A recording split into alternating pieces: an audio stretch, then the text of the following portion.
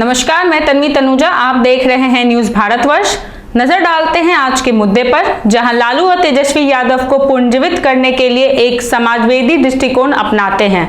लालू प्रसाद यादव ने अपनी पार्टी के 25वें स्थापना दिवस पर 35 मिनट का आभासी भाषण दिया। चारा घोटाले मामले में अधिक समय तक सलाखों के पीछे रहने के बाद अप्रैल में जमानत पर रिहा होने के बाद उनकी पहली सार्वजनिक उपस्थिति थी।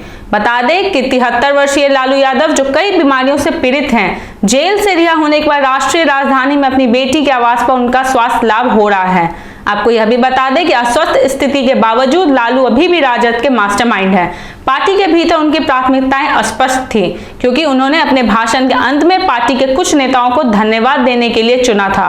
लालू ने अब्दुल बारी सिद्दीकी, उदय नारायण चौधरी, जगन्नाथ सिंह, आलोक मेहता, महेश्वर सिंह, वृषिण पटेल और श्याम रजक का नाम लिया। आपको बता दें कि राजद का प्रसिद्ध MY मुस्लिम यादव वोट अभी भी कम है, लेकिन यह पर्याप्त नहीं है। अन्य सामाजिक समूहों से अपील करने के लिए 5 जुलाई को लालू के बेटे और नेता प्रतिपक्ष तेजस्वी यादव ने अपने 45 मिनट के लंबे भाषण में राजद को A to Z की पार्टी के रूप में पेश किया।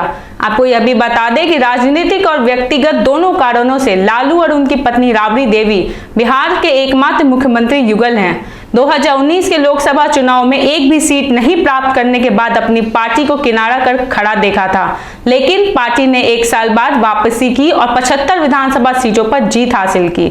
आपको बता दें कि लालू ने जुलाई 1997 में जनता दल से अलग होने के बाद राजद का गठन किया था और राजद 2005 की शुरुआत तक सत्ता में रहा, जब नीतीश के नेतृत्व वाले NDA ने उनसे सत्ता छीन ली, जिससे बिहार में राजद की राजनीतिक प्रभाव में गिरावट आई।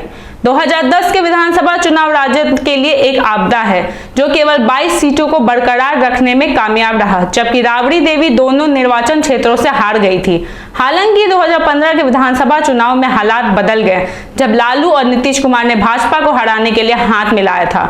2 साल बाद नीतीश गठबंधन से बाहर हो गए और बाद में राजद 2019 में एक भी लोकसभा जीतने से विफल रही।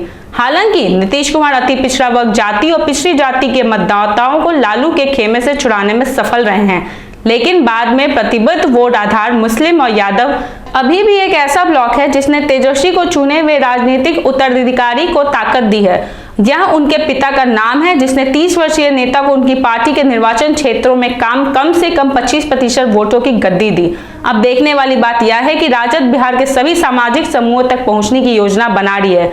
बताते चले कि लालू के लिए सबसे बड़ी बाधा यह होगी कि बिहार में अगला विधानसभा चुनाव 2025 में होना है और बिहार के लिए कोई वैकल्पिक सरकार अब तक संभव नहीं है, जब तक कि नीतीश कुमार भाजपा से अलग नहीं हो जाते हैं और राजद से हाथ मिलाने के लिए सहमत नहीं हो जाते। हालांकि बिहार के अफवाह फैलाने वाले भी स्वीकार करते हैं कि इस तरह के गठबंधन की संभावना बेहद कम है।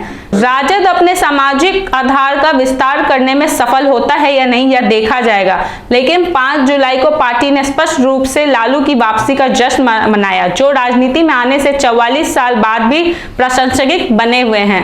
तब से बिहार में राजनीति परिदृश्य बहुत बदल गया है और लालू भले ही अच्छे स्वास्थ्य में ना हो, लेकिन हम आगे आने वाले समय में उस महान बुद्धि की वापसी देख सकते हैं। ऐसी ही तमाम खबरों के लिए बने रहे न्यूज भारतवर्ष के साथ। मैं तन्वी पटना।